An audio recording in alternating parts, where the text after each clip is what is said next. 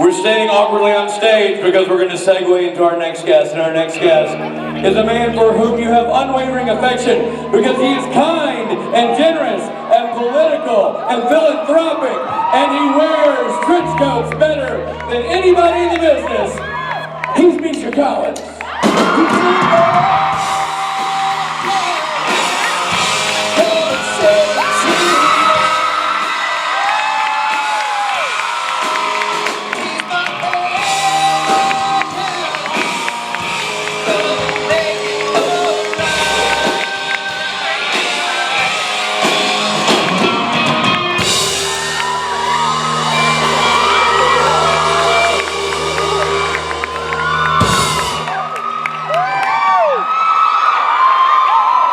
Thank you for doing that slowly so I didn't collapse in a heap. That was a lot of non-verbal communication that just went on there. I slowly gave him some body weight, letting him know, brace yourself, gird yourself. Also, interior monologue. Hope he doesn't have that back issue flaring up right now. We'll find out soon enough. This is a bad idea, but I've already started. I have to keep doing it. Well, then I started to make that probably questionable move to walk forward. Well, we both saw that we had to pull out of that one quick. But it was great until then. It's not over yet. Tonight you might be like, oh, Jesus. Mr. Collins, we're doing something tonight that's kind of special. Yes, we are. Yes. And what is that? I don't know. I was going to ask you. Random X. Yes. Is going to be doing a charity event? Yes. At the Saturday Night Special Show. Yes. So that means you I'm gonna be there. you'll be there. Misha Collins will be there. Is it being live streamed? Is that part of the thing here? That's the idea. Yeah. Oh, that's awesome. Yeah.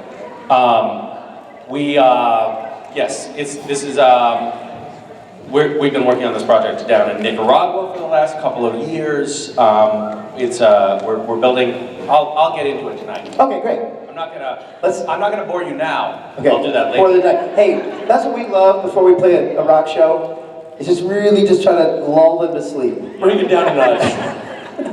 Please take your seats. Hey, can I ask you? Do you guys at the Saturday Night Special Show are slideshows usually a staple of the? I know we like to mid-show kind of way to an emotional slideshow. Yeah. Yeah. Subtitled. Mine's gonna be subtitled. It'll be. We're gonna kill tonight. Hey, I can't wait. Honestly, is Philip gonna be here? Are your people here? No. Okay. There will be a couple of representatives of Random Acts here, though. Yes. Great. Well, we're excited to have her sort of to join forces with you and do this. Thank you tonight. for doing that. Excited about it. Misha Collins, everybody. Bye, guys. Bye. Hello. Hi. Wait, so is the idea I'm supposed to just be up here all by myself?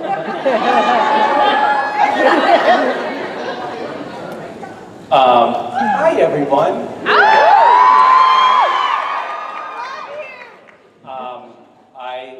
Today there was a lot of protesting going on out there.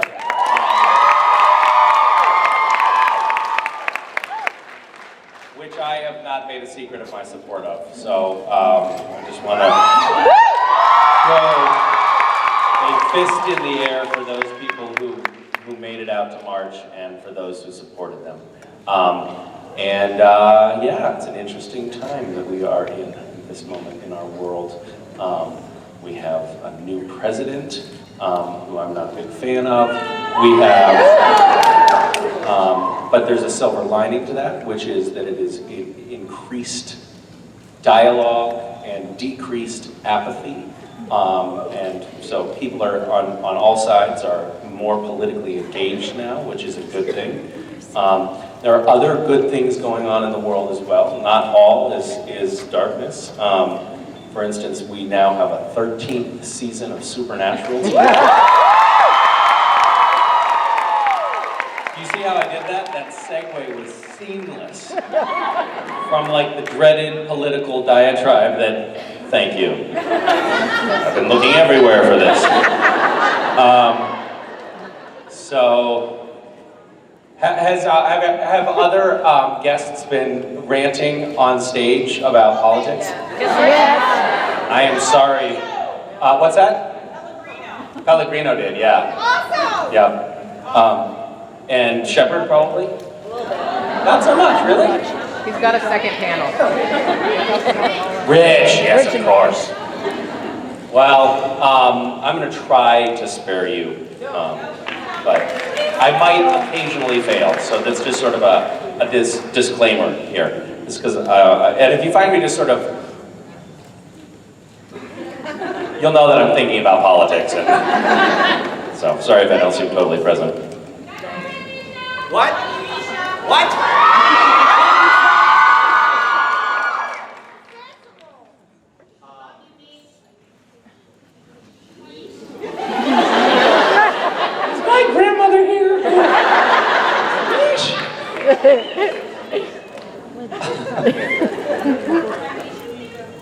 What? I like yelling things. Yes! I like it when one voice manages to emerge from the crowd distinctly. It's like, wait, I heard one person say a word. It's so exciting. So, how is everybody? You guys there's an awesome crowd of people here. I've seen it already, and even though I'm staring into utter blackness, I can sense your presence, your body heat,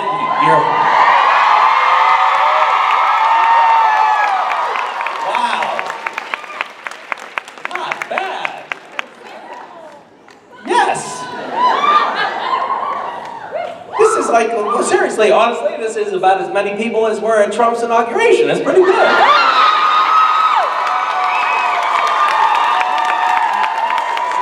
I can't resist. All right. Hi. Hi, I'm Summer. It's nice to meet you. Nice to meet you. How are you? I'm really good. How are you? I'm well, thanks. Awesome. So my question is about the upcoming. We've heard that there are like Castiel-centered episodes coming up. Yes. And I was wondering, super excited about that. And I was wondering if you could give us a little tease about what those might be about. Sure, I can just read you the scripts if you want. I've got them right here on my phone. I'll just read those to you. Can you imagine? Spoiler alert, this is exactly what happens, word for word. One of these days, by the way, I am going to just snap, and that's going to happen. And everybody is going to be like, well, no, we just wanted a hint. We didn't want you to ruin everything. I always knew I hated him. I love you. There's always an outlier.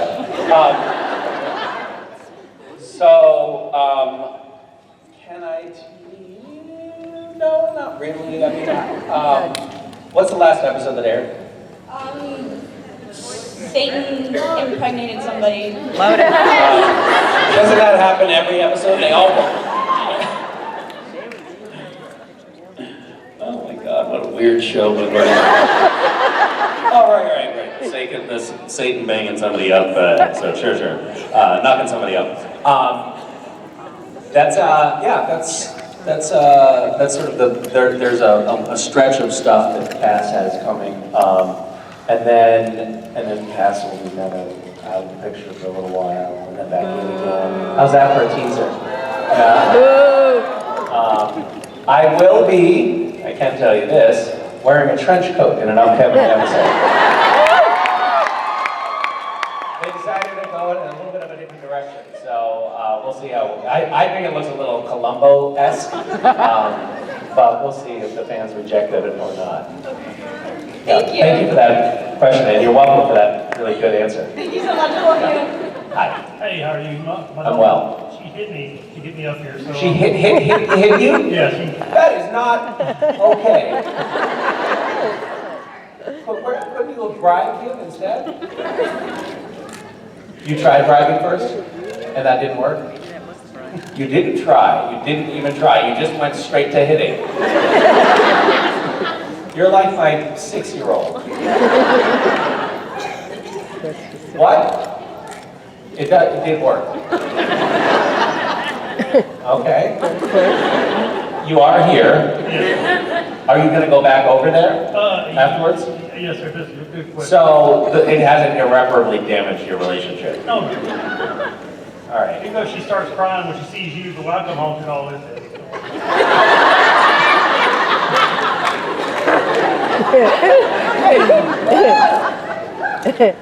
Okay. Well, man, she sounds like a catch.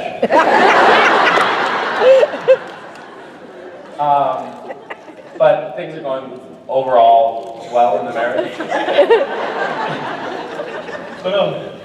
But she He doesn't want to talk about it. See? He doesn't want to get into the details.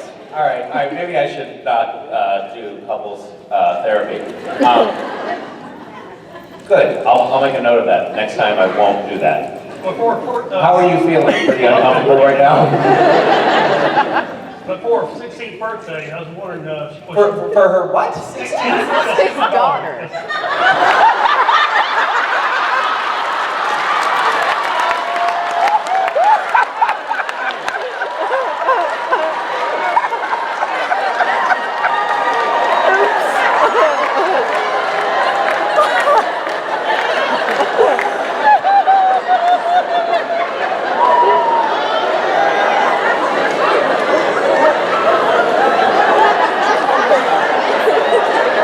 And what a lovely young woman she is.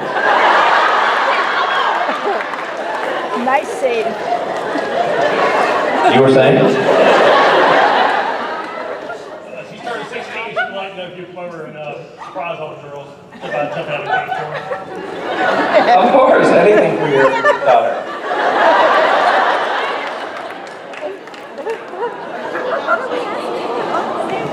Like jumping out of a cake. Hey, you did. So when he said 16, I thought he said 60. And then I thought, even from a distance, that you looked very well preserved for 60. Well preserved. Hi, are we on the internet? That line? No, that's a phone. Yeah. You know, it's amazing. Somehow this continues to be awkward. I thought coming down here and confronting you in person would somehow build bridges or something, but... Well, we're not the same height. I'm actually a lot taller than you. What? Okay. Look.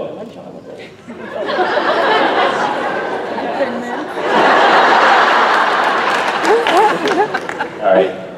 Sorry about all the things I said about your family.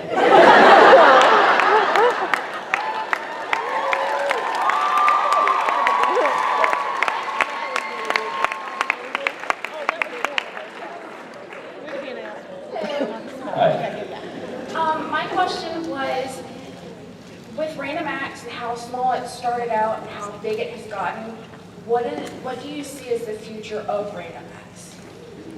Wow, what a good question.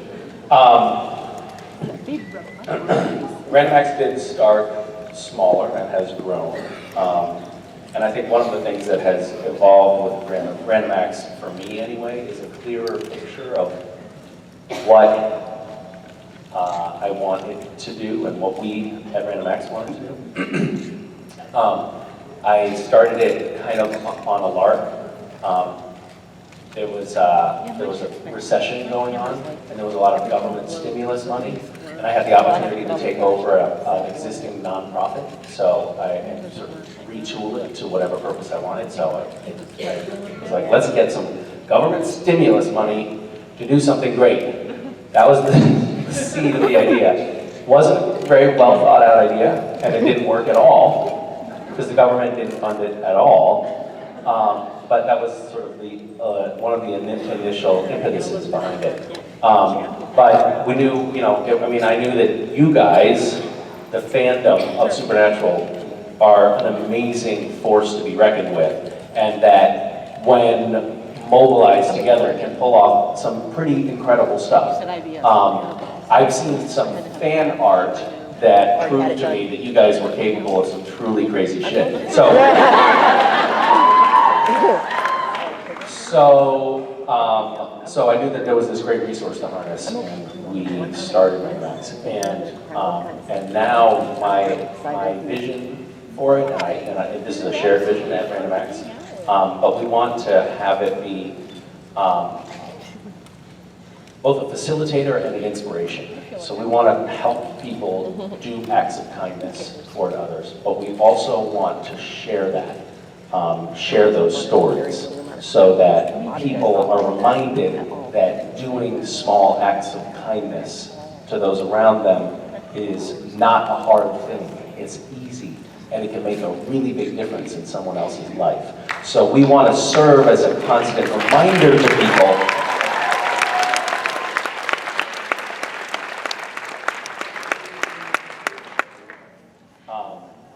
I mean, this also brings me back to, what I perceive to be a little bit of what's happening in the political realm right now. There's a movement to kind of retract and sort of just take care of ourselves, right? Like, I'm not going to worry about helping other people. I'm going to take care of myself. And in times of stress, that impulse is in all of us. But I feel really strongly that the right response to that impulse is actually to notice those in need around us. That we are actually taking better care of ourselves when we take care of others than if we act selfishly.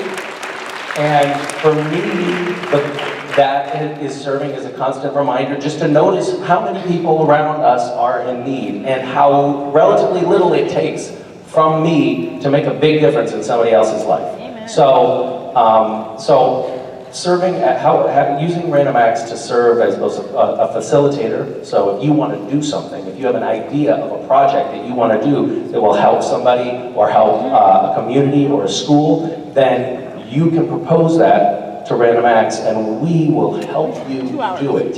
We'll help fund it. We'll help with the logistics, and if you go and look at what's happening on the Randomax website, you can see stuff that other people are doing, and it will serve as an inspiration and a reminder that there are little things that you can do that make you feel good and that make you stronger and that really help other people. So that's what we're focusing on right now. I want to say first, thank you for the You're Not Alone campaign and the Love campaign. I think that's incredible, and I love both of them. Well, thank you, but I also wanted to say one other thing that dovetails with what you're saying, which is that it's not about me, and it's not about Randomax, it's really about this community. Like, I notice all the time people saying, somebody else paid for this photo, or somebody else brought me here as a gift because they heard that I was having a hard time. This community is this is actually excellent example of what I'm talking about. This community, this Supernatural fandom, which is like the weirdest possible thing to coalesce around.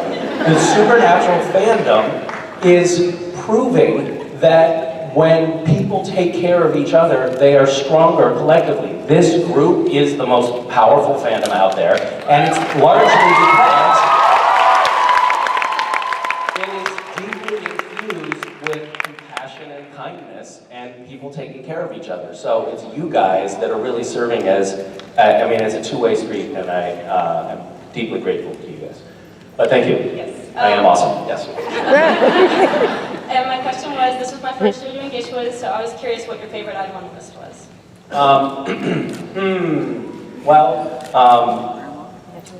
Let's see, on this year's list, what was your favorite item? I did the coffin filled with popcorn, which is interesting. Oh, that was a good one. Yeah. How many of you have done GISH quiz before? Those of you who haven't, you seem like the sane and normal ones in the group. So. You have dodged the bullet.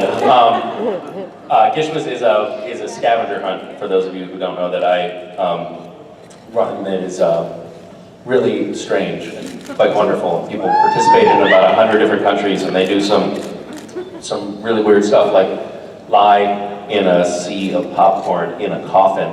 How did that go for you? Like, did you go to a funeral home, or did you have a coffin lying around? Out of cardboard boxes. You made a homemade coffin. Are you somebody who doesn't like to waste stuff? Yeah, so did you end up killing somebody and burying them in the coffin? Well, I got the coffin, so I might as well. Before you say anything, You have the coffin. I hate to just throw it out.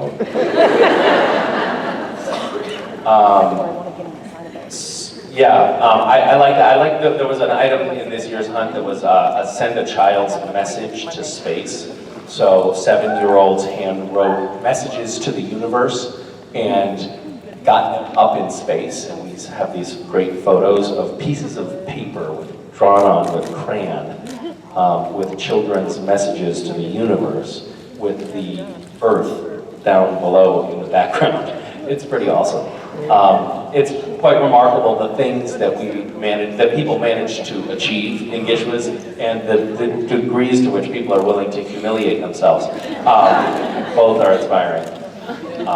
Those were good. I also liked getting a letter from an executive at Georgia Pacific Railroad telling us we have to, pull this item out of the hunt. It's illegal and dangerous. Nothing makes me want to include an item more than getting letters like that. I was like, no, we're not pulling that out.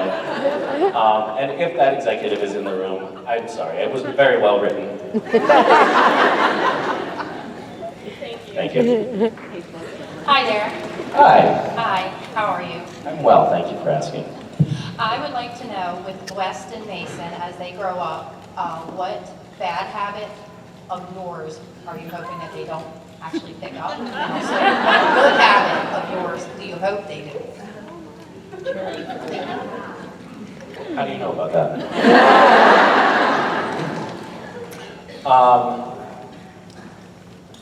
Oh my God. Well, I think one is using my goddamn phone so much.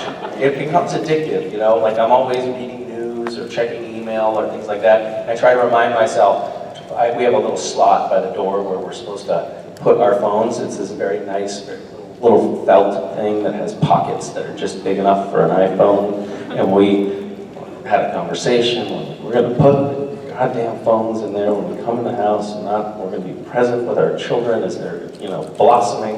And those little felt hangers are always empty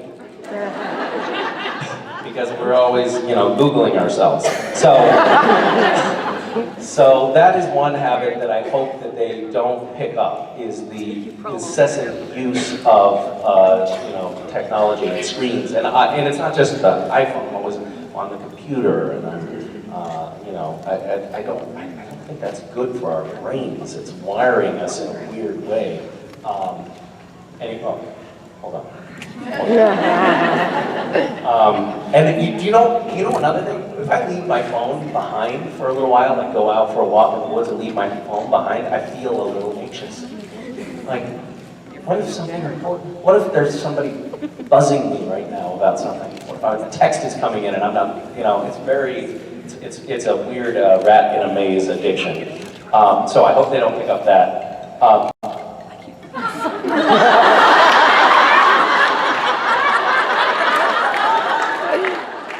So you are up there.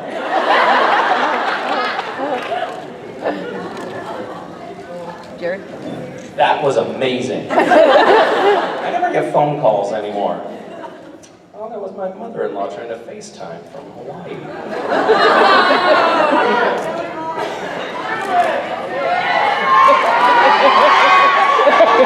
This is not going to go well.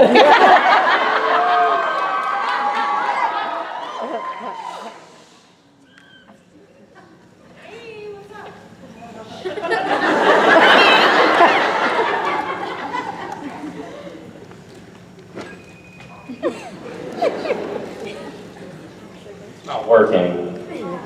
Oh, that was going to be really weird too. All right. So, good habits that I hope that they do pick up. I hope that they have the foresight and wisdom to put a little hanging felt in there that they can put their phone on, like their wise father did. I don't know. I guess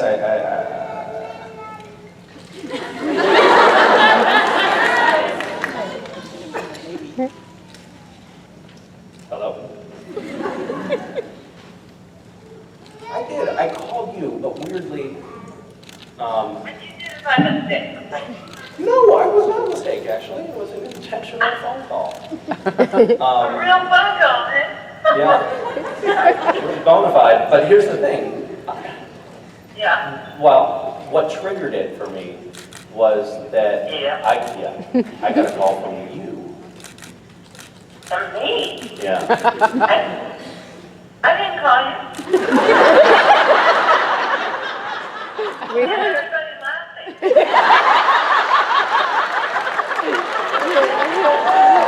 going on?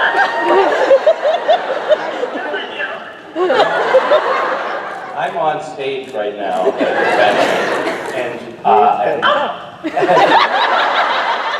and all of a sudden my phone rang in my pocket, and it was you trying to FaceTime me. So you must have butt FaceTimed me. And then I called you back, and then you didn't answer, and then you called me But back. I didn't do it. I've been cleaning up. I haven't touched my phone. Well, was your phone in your pocket? Not at all. It was on the table.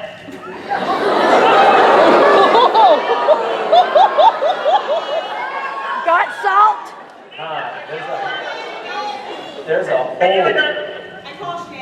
There's a hole in my story then, but look, I'm going to look at my call history here just to confirm. You have a weird phone. Yeah. Okay, so. Is West? What? Is West with you? No, Wes is not here.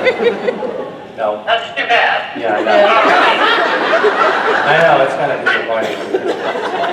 Well, Well, I appreciate the crazy attempt anyway. it's good to hear your voice, and I can't believe that you lied about calling me. You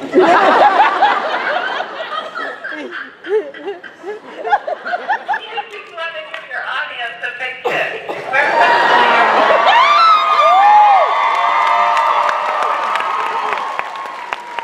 All right, well, I have to go before you reveal anything embarrassing about me.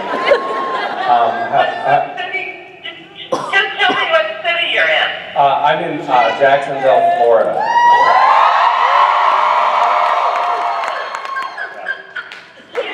You're crazy. Okay, this is probably a good time to go. All right, bye.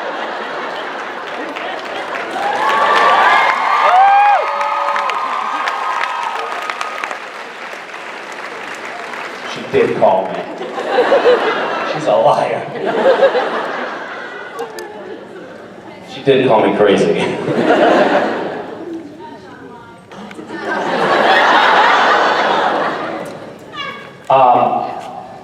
Are we done? Are we still done? Well, you couldn't think of anything good, but I would like to say I hope that West and Mason actually develop your compassion and your sense of humor because it's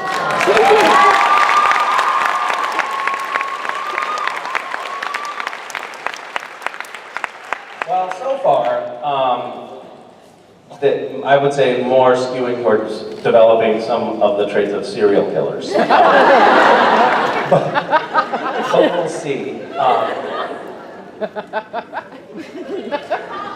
My son he can be somewhat of a tyrant, but yeah. And it comes with like a maniacal laugh, like he'll hurt his sister and then laugh maniacally. Is that? I guess that's sort of what you mean, right? Like that's sort of like compassion, right? They say laughter is the best medicine, right? So it makes sense. Thank you very much. Thank you very much. Yes. Apparently you have a very good sense of humor, so is there a story, a funny story or a joke that you have played or can share with regarding some of the cast members? No. No? What do you have in mind? What kind of? I don't know, just a funny, it just... Anything good? Yeah. Anything at all? Not bored. We have a lot of fun. We laugh a lot when we're shooting. We say a lot of inappropriate things. What's that? Like you? Yeah. What? Who could have guessed? Yes. No one would ever have guessed. We do prank each other occasionally. We've dialed it back, I think, in recent times because we realized that it was like an escalation situation where it was just going to get worse and worse and worse, and eventually someone would die. So, so we're a little bit more careful about that, but there are moments when it flares up again and nothing can be done to stop it.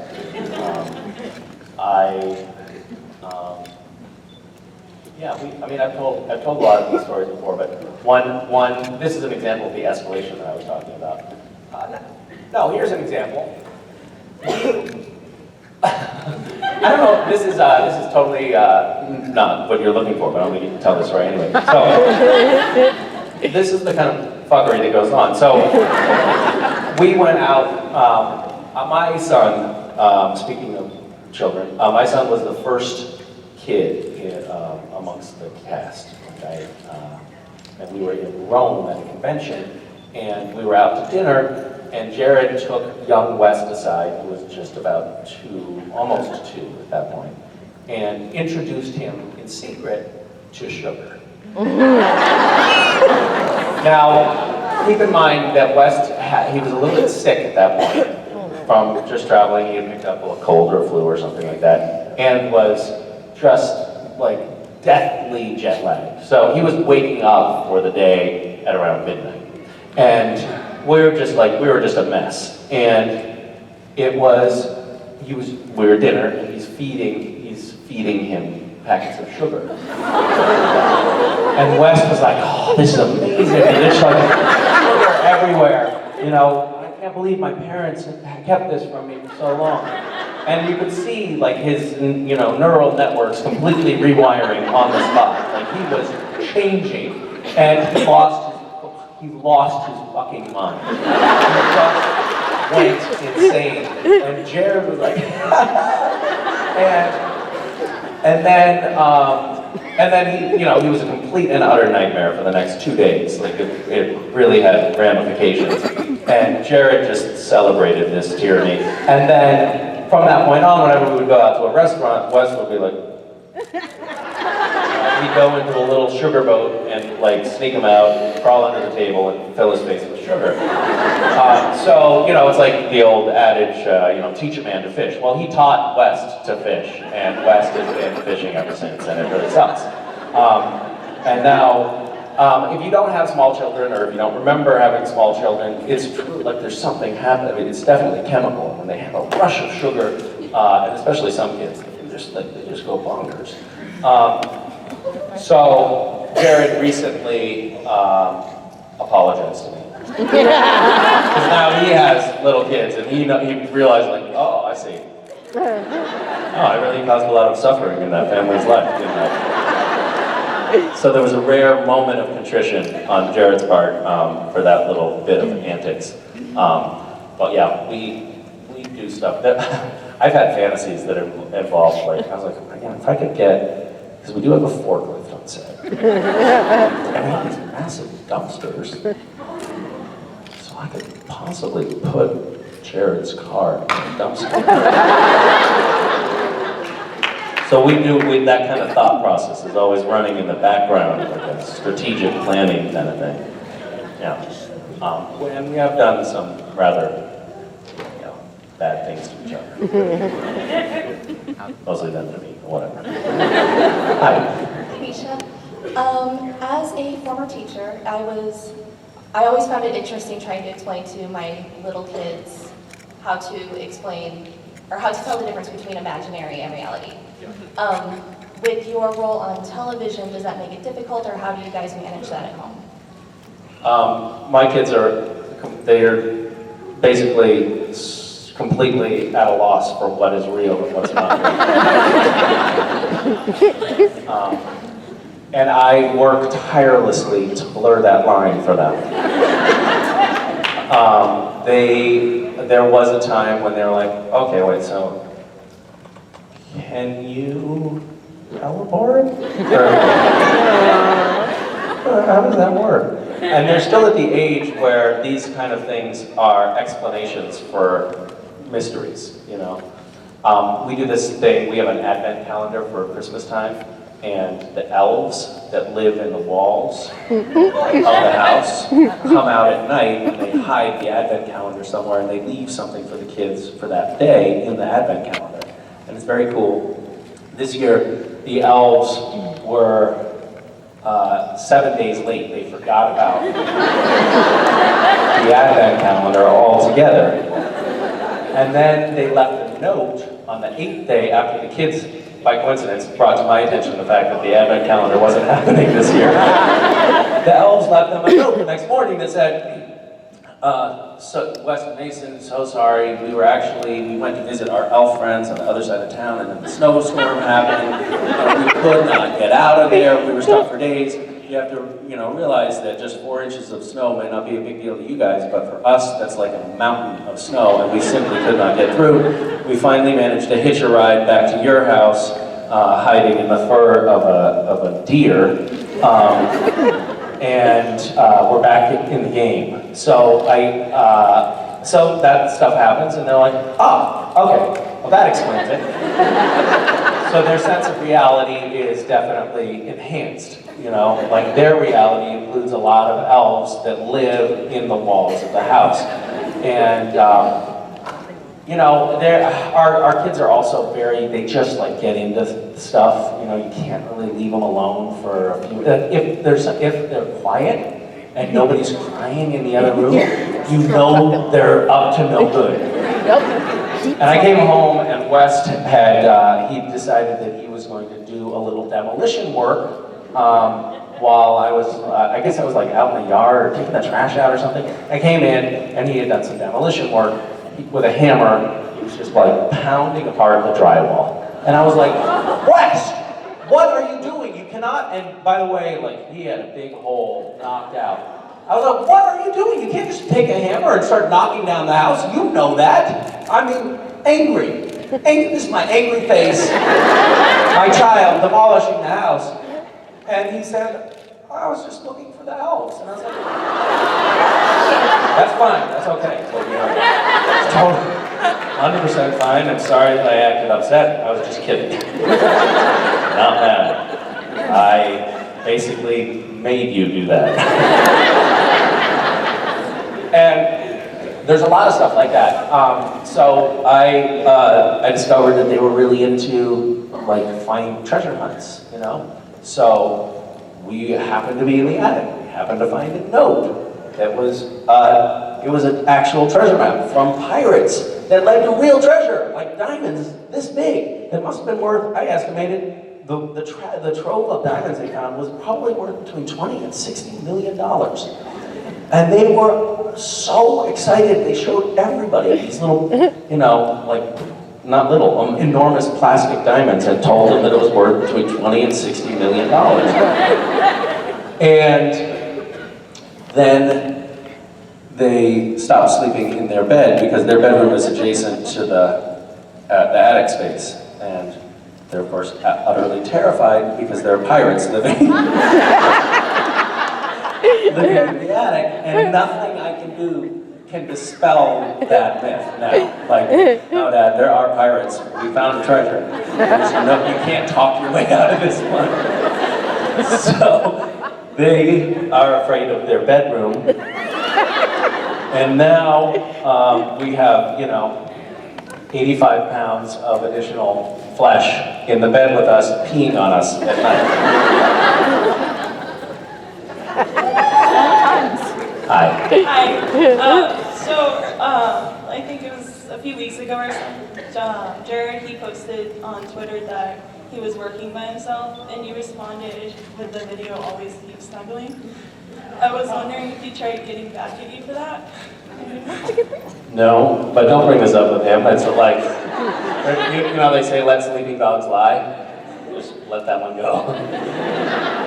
I did think that was pretty funny though.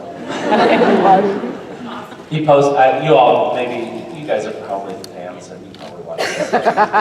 But he posted, it was like, I'm out in the snow, working, and Jensen and Misha and Mark are off vacationing.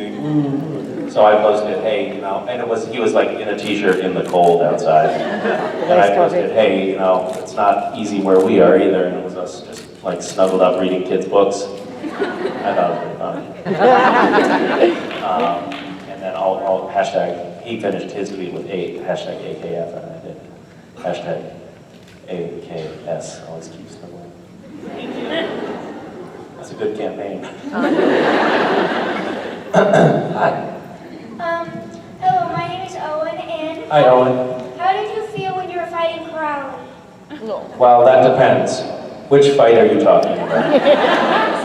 Because there was a time when I was making him lick the floor that felt really good. Really good. And there was a time when I slammed him into the wall really hard, and the wall kind of broke behind him, and that felt really good too. Yeah, that was very satisfying. Would you like to do that to Crowley too? Yeah. Yeah? Okay. Well, maybe we can arrange for that. Next year at JaxCon, there will be photo ops with Mark, wall slams with Mark. Will be another option. That'll be, actually no, that'll be part of the gold package next year. We'll work that out, right guys? We'll get that in the pipeline. Yep. Thanks for that inspiration. Thank you. Thank you, Owen. Bye. Hi. Hi. I just want to say thank you so much for being here. And I was wondering, since Castiel in the recent season, he has kind of lost his angel powers and his original trench coat, which, do you think he'll ever get his powers like fully back? Well, it depends on which season. Where are you in the canon of Supernatural? Like what, you're on season 8, season 9? No, season 12. You're on season 12? Yeah. Have you watched everything? Yeah. I'm waiting for the mid-season finale to be over. Wait, how much? I'm waiting for to come back up. Oh, yeah. Do you realize that represents like 6 40-hour weeks or something like that? It was. I mean, think of you know, all of the productive work you could have done in that time. I wonder how much, I'm sure it's calculable, but how much of a drain Supernatural has placed on the economy. All of these man hours lost because of people watching Supernatural. It's what? More important. More important. Thank you for that. So, in answer to your question, what was your question? If Cass would ever get his like powers fully back? Well, so the only power that Cass is really missing right now, if you've been watching carefully, is he's lacking his wings. So he can't teleport or time travel, to the best of my understanding. That is his limitation right now. But otherwise, he is at full power. He's got his grace, he's got his, you know, his mojo, he's got his chutzpah, and he's got his trench coat. Will he ever go back to his old trench coat? Probably only in a flashback. I don't know how we would justify that in the storyline. Although, we could easily justify time travel, so I'm sure they could figure it out. Yeah, there you have it. I mean, are there other powers that I'm missing that he's lacking? No, it's just like he hasn't been using them often, I guess. I think what you're getting at is Cass just seems like kind of a wuss. I hear you loud and clear. Thanks for the feedback. I think you're right. I think that we do deploy Cass's powers less these days than when he was first on the show. I think when he was first on the show, he was solving a lot of problems really quickly using his powers, and there are definitely times when I have thought, well, I probably could have just, you know, used my powers to, you know, blast that thing away or whatever. But sometimes I think that might make things a little too convenient and too easy. So we conveniently don't use all of my powers all the time.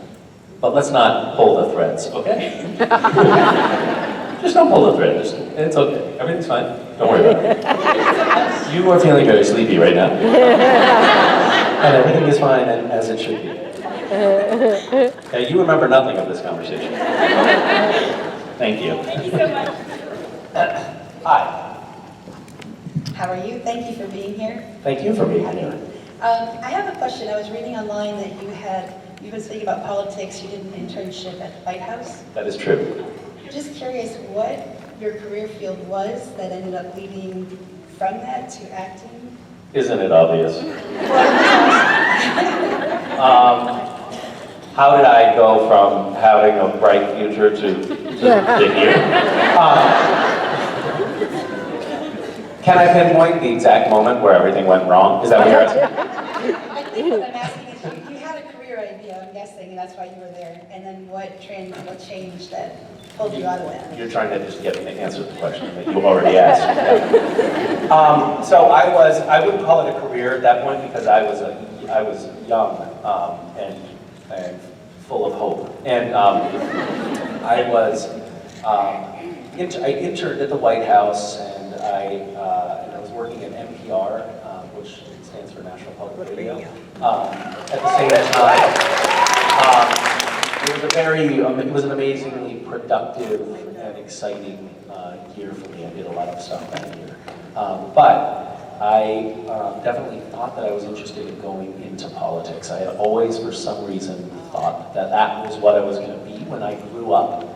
And my experience in the White House, there were definitely good things about my experience there, but I was also a little bit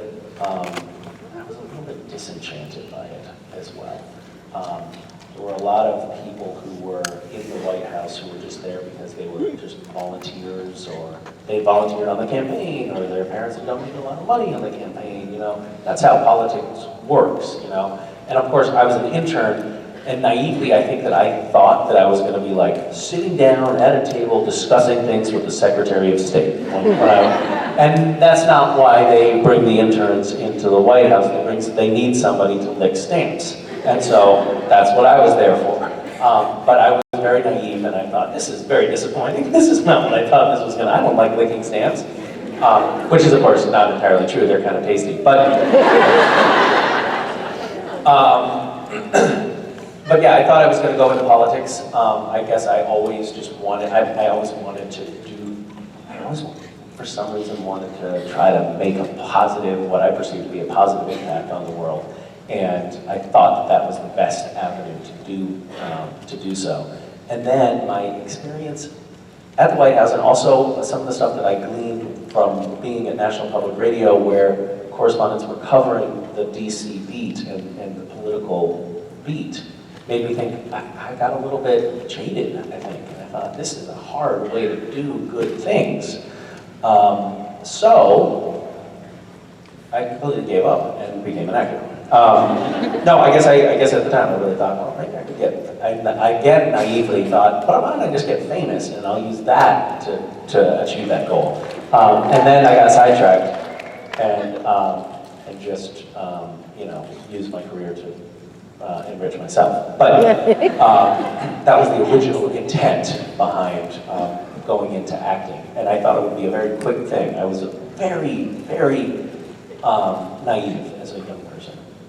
I thought, if I want to do that, I'll do it and it'll happen right away. It'll be quick. It happened for Leonardo DiCaprio, and I look just like him.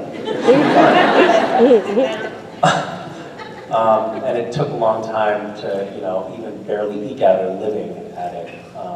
But, here I am. And I'm happy with the choice that I made. And I do still cling to the vestiges of ambition, of having some sort of positive impact in the world. So, not all of that has been wiped out. Yeah, I don't know. It'd be nice to, maybe I can get into Trump's administration somehow. Okay. Okay, here we go.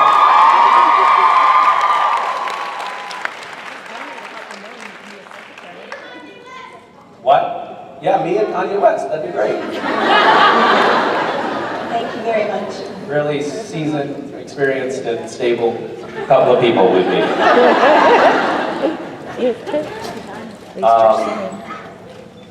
Thank you. Hi. Hi. I would like to say thank you very much for your charitable work. I use you as an example in my own work, so. My goodness. Very that is grateful. what is your work? I'm a social worker. Oh, wow. So. I thought you were going to say, like, I'm a grave digger. I talk about you all the time. My question for you, I'm going to borrow a question from James Lipton from inside the Actors Studio. Okay. If you believe in heaven, and I know you do because you're on the show, but if you in real life, if you believe in heaven, what would you want to hear when you got to the pearly gates about yourself? Hey, nice try, man. A for effort, but I'm afraid. What would I want to hear? Yeah, I mean, it's something along the lines of A for effort. Like, you tried, at least you tried. At least you tried. When I was in high school, we had a weird grading system. And you got a letter grade just like normal, like you can get, a D through an A. And you also got an effort grade. And somehow I managed to wrangle.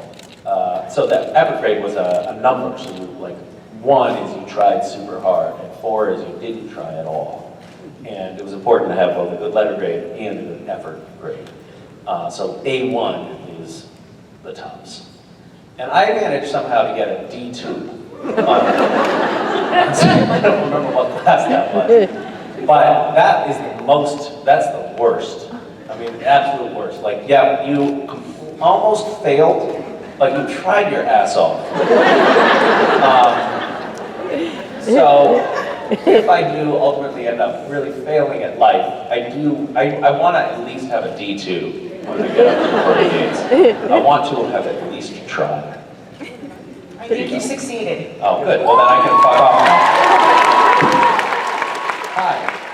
Hi, welcome to Jacksonville.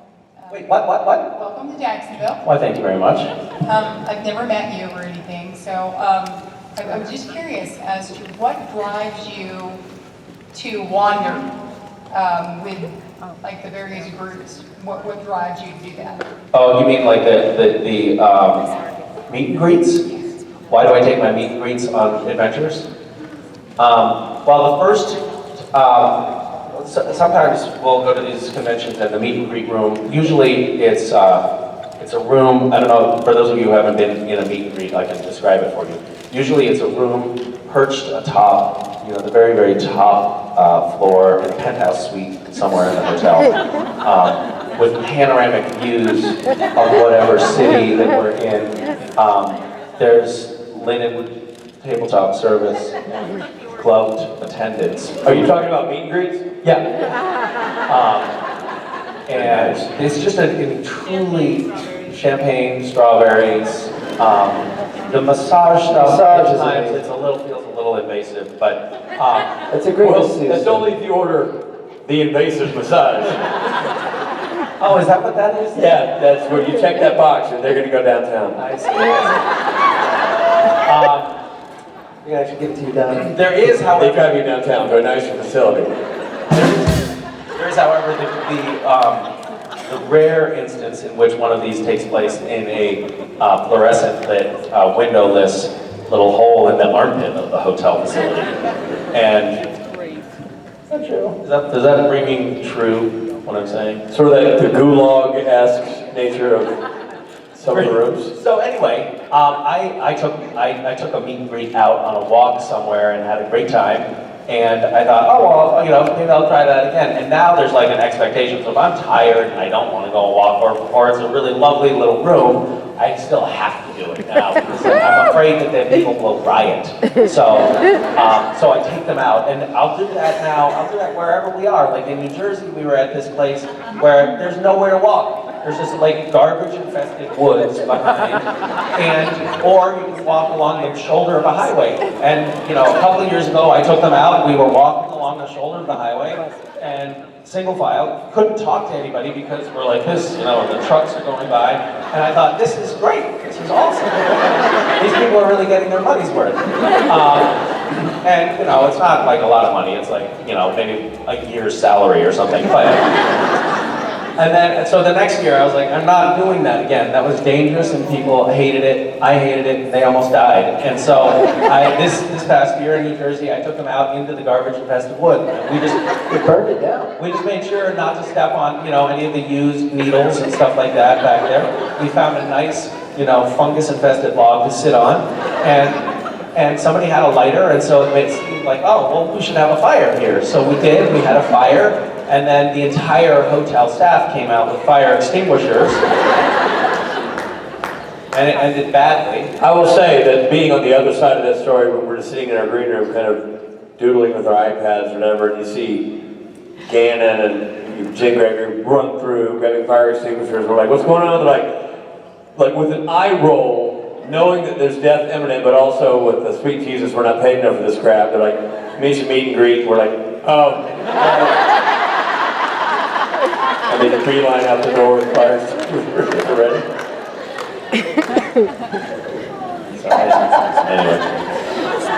Thank you. Yeah. So Misha, it's a live event tonight that is being streamed online. Stage It is doing it.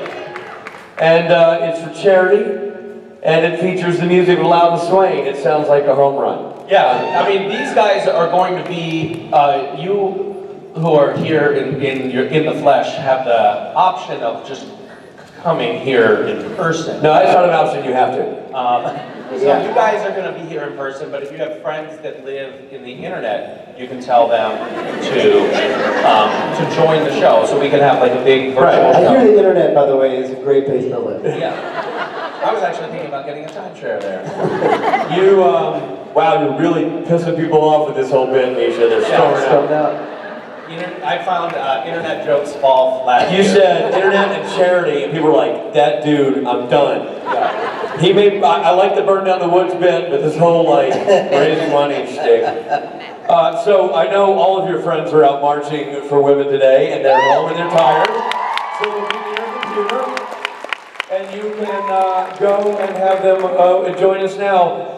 They've earned a nice night of music and fun and revelry. They can join us here for the first ever on the internet live streaming Loud Swain concert. It's going to be awesome.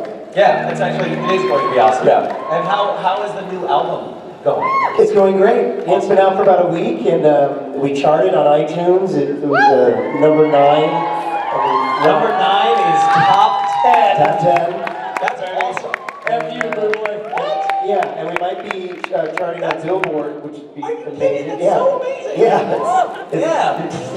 Suck that, P. Diddy. Yeah, exactly. It's so funny.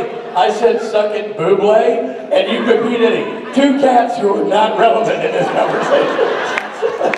I don't think Booble and P. Diddy are feeling the heat right now, considering they don't release albums ever. No, we were like, suck it, Dawkins. Take that, Wasp. It's great. And by the way, if you don't have the album, there's no time like the present to go grab it in the merch room. Probably was young cold. No time like the present. Oh, well, that's ironic. Well, Misha Collins, I'm excited you're going to be there tonight. He's never there. You better understand, Jacksonville. This is another thing I don't know. I have a theory, and I mean this, that Jacksonville slept with somebody up top because they're getting all the good stuff. They get preferential treatment. They got Pellegrino. That's a big deal. They got Jim Beaver. And now they're going to get Misha Collins staying for the entire Saturday night special. It never happens, people. You're lucky. Stay for the moment. Ladies and gentlemen, Misha Collins.